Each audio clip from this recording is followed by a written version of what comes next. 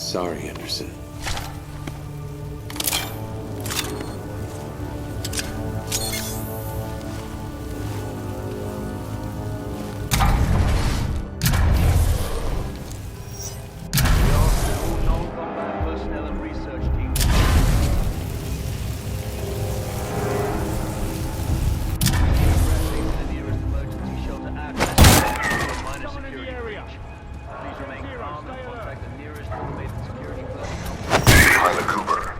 Transferred some of my AI functions into your helmet in order to permit communication across time shifts.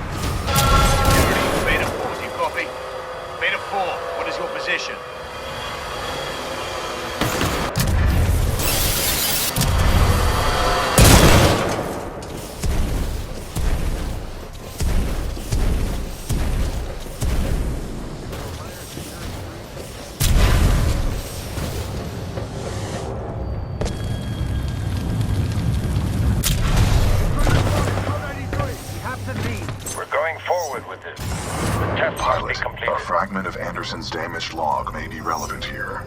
Activating log playback. Anderson log 341. The IMC found something, all right.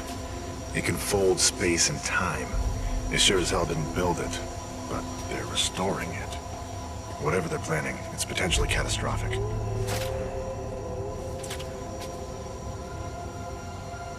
Anderson out.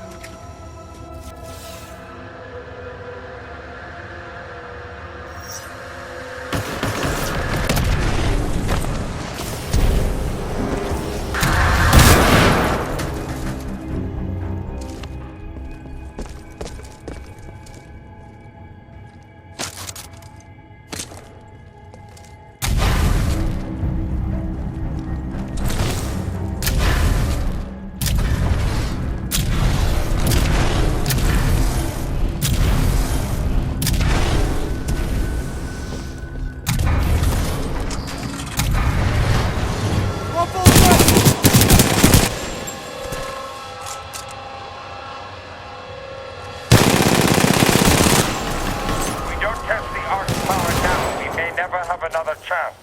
Zulu 6, prep the Ark for delivery.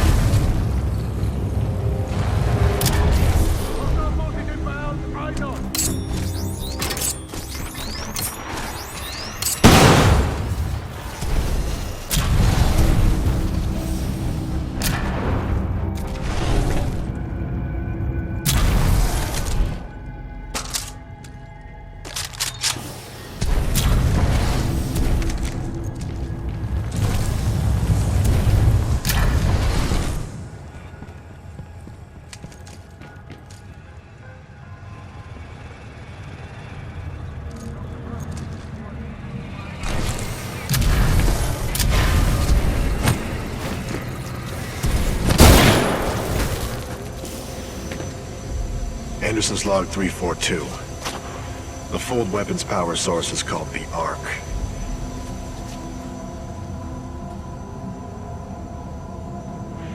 Doesn't look like they've perfected the casing. This one's empty. The Ark must be somewhere else. Anderson out.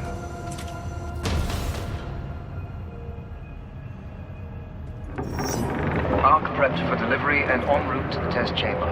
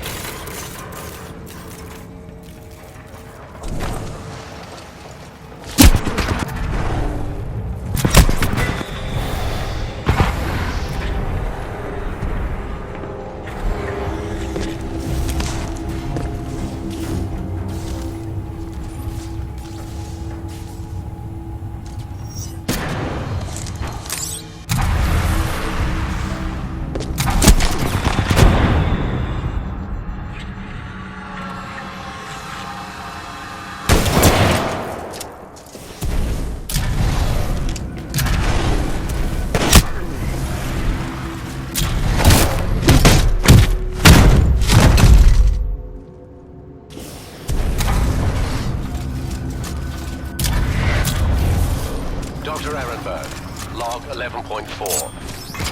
Further research still leads to questions about the fold weapon and its intended purpose. I don't think we're using it right enough to cause a problem. Marder thinks it's worth it. Well, I'm going on record. This is a bad idea.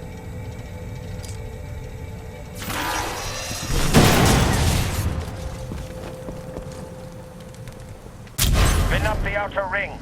Test sequence will commence once the Ark is in place.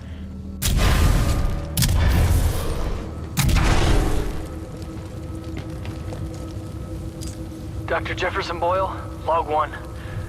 Looks like they went forward with the ARC test, despite my warnings to postpone, but what Martyr wants, Martyr gets. I don't know how I survived, but I did.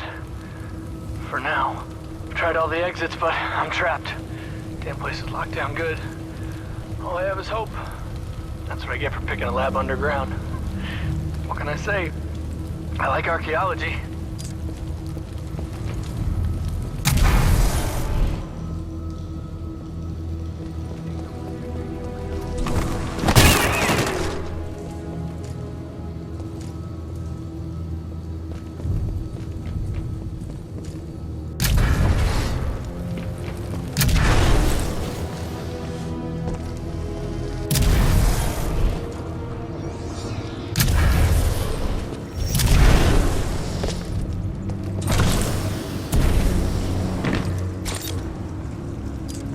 Marder's Log 21B, Human Specimen 3.4. The experiments on the IMS Odyssey's colonists are underway.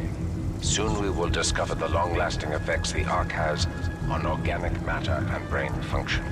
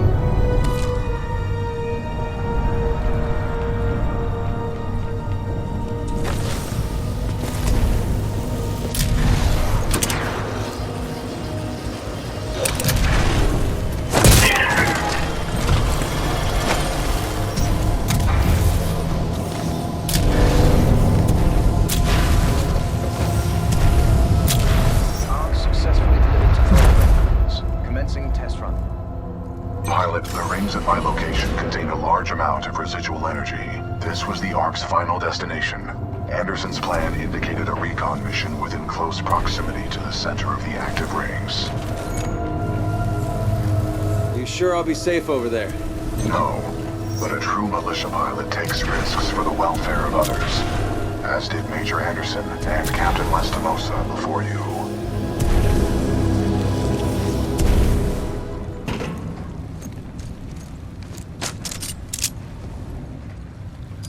Dr. Jefferson Boyle, Log 2. I found myself a standard IMC survival kit, which provides me with enough flavorless rations to keep me alive for a few days. I'm hoping that's all I need. Otherwise, I'm gonna have to get creative. I hate getting creative.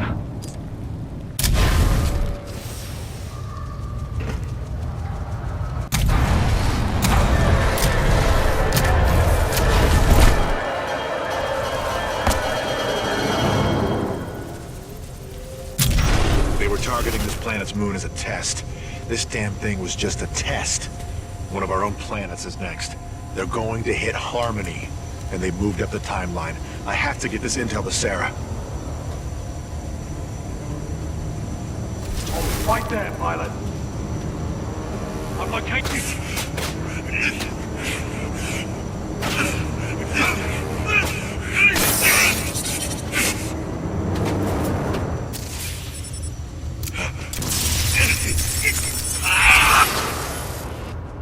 That was Major Anderson's final recording.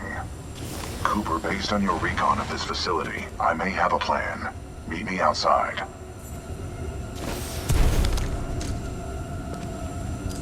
I would like to spend some time today to talk about the value of human life. There is no value to human life. Now that I have your attention, to be more precise, human life to a certain limit is expendable.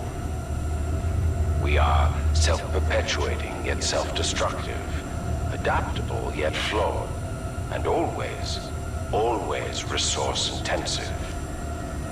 We are endless consumers of resources.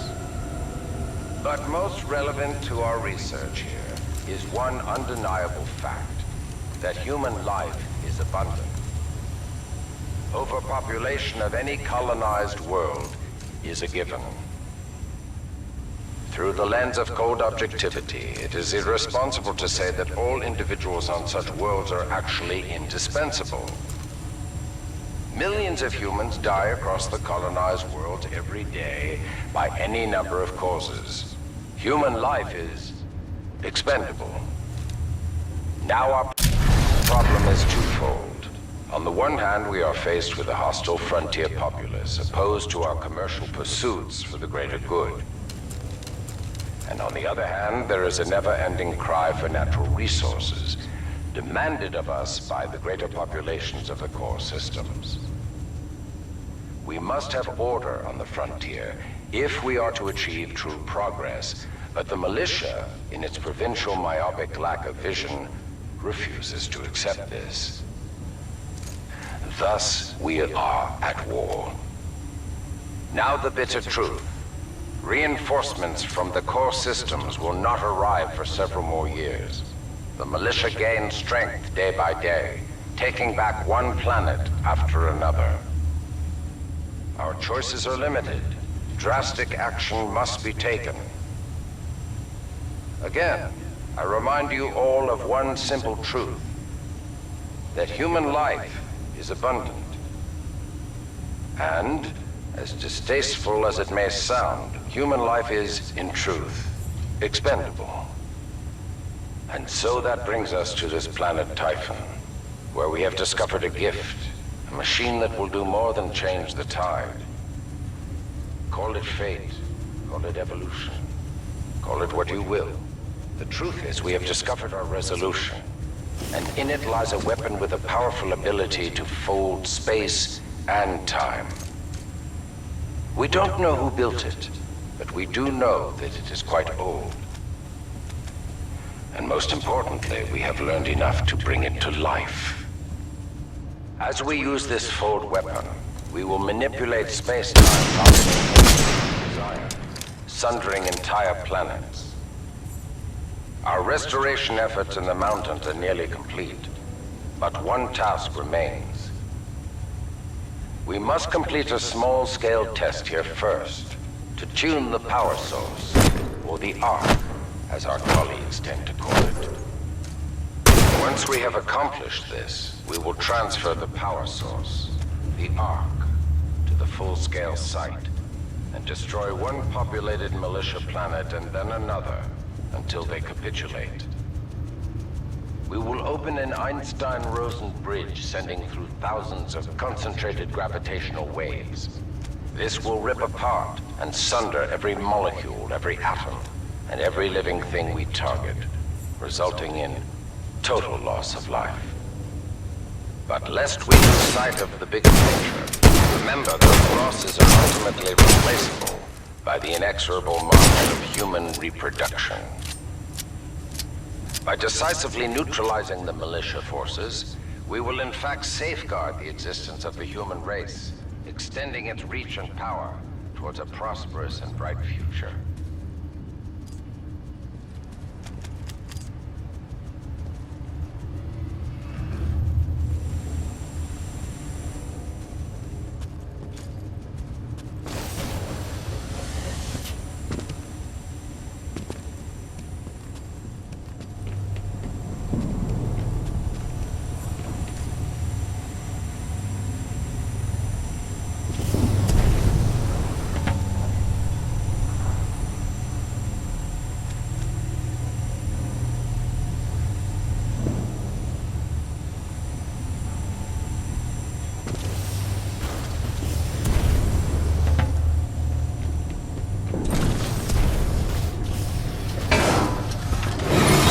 Attention! Data security personnel have now been deployed in all non-combatant sectors.